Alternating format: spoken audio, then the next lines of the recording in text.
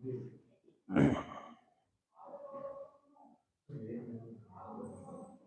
बच्चों हम कक्षा 8 पाठ 14, ठीक है, गुणनखंडन ये सीख रहे हैं। फैक्टराइजेशन क्वेश्चन नंबर फर्स्ट का छठा वाला पार्ट मैंने आज लिया हुआ है। यहां पर हम जो गुणनखंड निकाल रहे हैं वो सर्व समीकरणों का प्रयोग करते हुए निकाल रहे हैं, ठीक है। पहली सर्व समीकरण हमने पढ़ी a वर्ग ऋण b वर्ग बराबर a धन b गुणा a ऋण b कोष्टक में, ठीक है, ये होंगे। दूसरी सर्व समीकरण a धन b पूरे का वर्ग बराबर a वर्ग धन 2ab धन b वर्ग। और तीसरी सर्व समीकरण a ऋण b पूरे का वर्ग बराबर a वर्ग ऋण 2ab धन b का वर्ग, ठीक। अब इन क्वेश्चनों को देखिए, ये 2 घात वाले हैं और इसमें कितने पद हैं बच्चों? 3। देख लो 3 पद वाले हैं, पहला पद, दूसरा पद, तीसरा पद। तो जो पद जो हमारे अलग अलग होते हैं वो किनसे होते हैं? या तो ऋण चिन्ह से या धन चिन्ह से, धन या ऋण चिन्ह से। पृथक पृथक यानी कि अलग अलग होते हैं, सेपरेट होते हैं। तो उससे पता चलता है कि कितने इसमें पद हैं।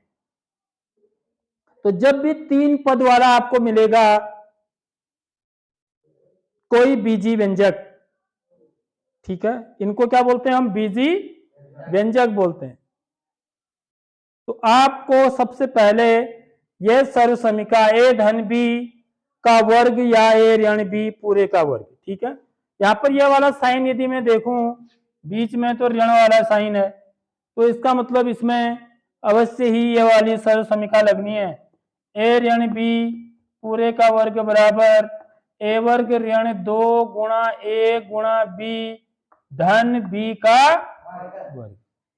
यह इसको हम क्या बोलते हैं बच्चों? a वर्ग ऋण 2ab भी बोलते हैं, धन b का 2 गुणा a गुणा b को 2ab पढ़ा जाता है, ठीक है। तो अब मुझे क्या करना है? मैं इसको a ऋण b पूरे के वर्ग के रूप में लिख सकता हूं। कब? यदि मैं इस चीज को इस रूप में लिख दूं तब। समझ में आ रही बात?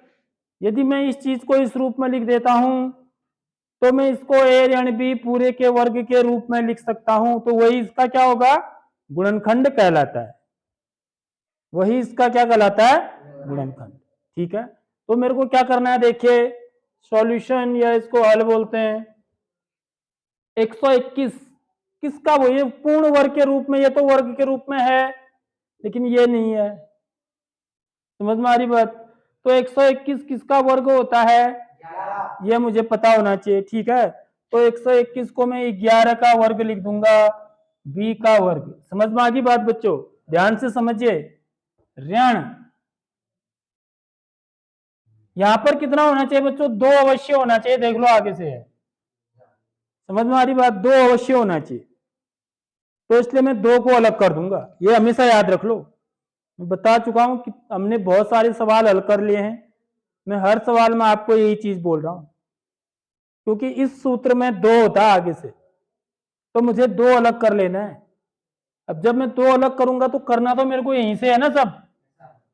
तो अब मैं क्या करूंगा? 2 का भागा 88 में दे दूंगा। तो 2 का भागा 88 में कितनी बार जाएगा? 44 बार, या आधा कर दूंगा। ये समझ लो, 2 से भाग देने का मतलब आधा करना भी होता है। तो 2 गुणा 44।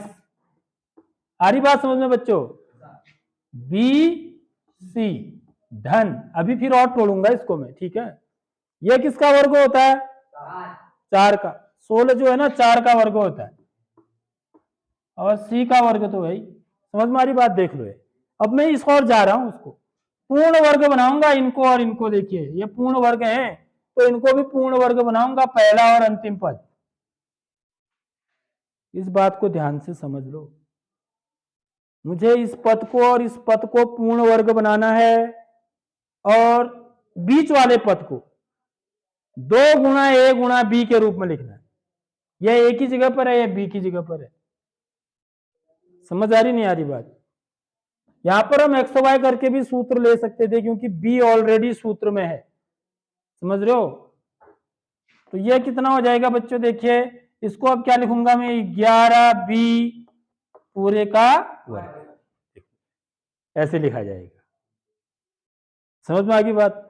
और इसको क्या लिखा जाएगा, चलो अंतिम को ही लिख देता हूं, चलो इसको क्या लिखा जाएगा, 4c पूरे का वर्ग लिखा जाएगा। समझ में आ रही बात। अब मेरे को बीच में क्या चाहिए बच्चों, ऋण 2 गुणा ए कितना है मेरा, 11b, ए की जगह पर 11b है ना, ए की जगह पर क्या है मेरा 11b है, यदि देखा जाए तुलना करो तो।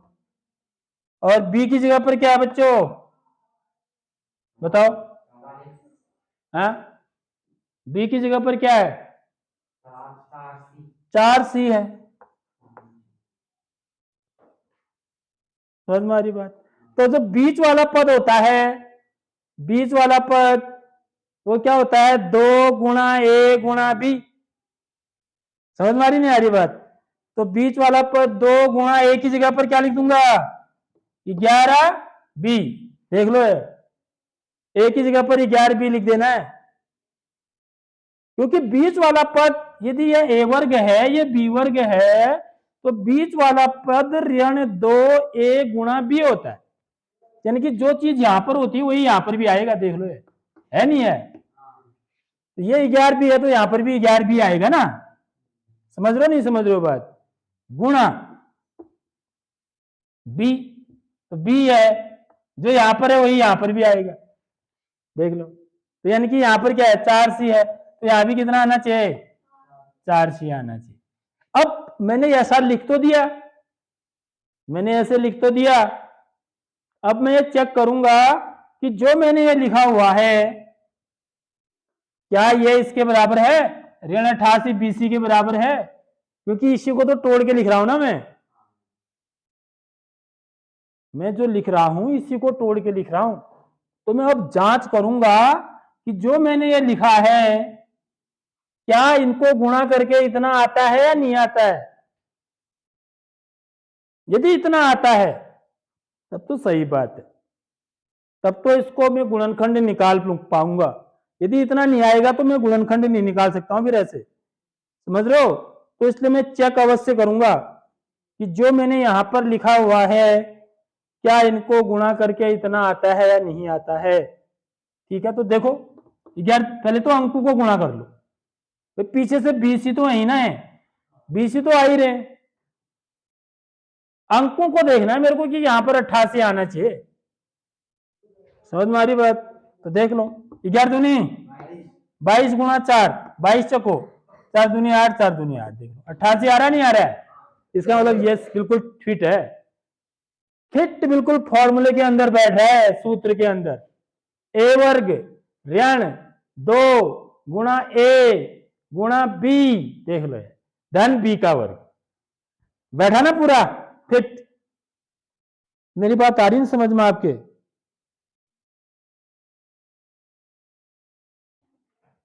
देखो जब इधर देखोगे ना सामने बोर्ड में तभी तो बात समझ में आएगी, आप सोच में डूबे हुए हो कहीं और, तो फिर कैसे समझ में आएगी भाई। ये क्या हो गया मेरा, ए वर्ग ऋण 2 देख लो गुणा ए, देखो है नहीं है, गुणा बी 4c की जगह पर, धन बी का वर्ग, 4c का वर्ग है ना, है नहीं है, देखो ए वर्ग ऋण 2, 2 की जगह पर 2, ए की जगह पर 11b, देखो बी की जगह पर 4c धन बी का वर्ग, तो ये क्या बन गया मेरा, ए ऋण बी पूरे का वर्ग, देख लो तो ए की जगह पर कितना 11b, समझ में आ रही बात, ऋण बी की जगह पर कितना 4c पूरे का वर्ग, बस ऐसे लिखना होता है, ये इसका गुणनखंड आ गया। अब मैं इसको चाहूं तो ऐसे लिख सकता हूं 11b ऋण 4c एक ब्रैकेट में, दूसरे ब्रैकेट में भी 11b ऋण 4c, इसको 2 बार गुणा करके लिख सकता हूं। क्यों लिख सकता हूं, क्योंकि 3 का वर्ग बराबर क्या होता है, 3 गुणा 3 होता है, तो इसका वर्ग लगा हुआ है तो वर्ग का मतलब उसको 2 बार गुणा करना है। तो यहाँ पर कोष्टक जब हम लगाते हैं तो बीच में फिर गुणा का चिन्ह लगाने की जरूरत नहीं होती है। ठीक है, आई बात समझ में?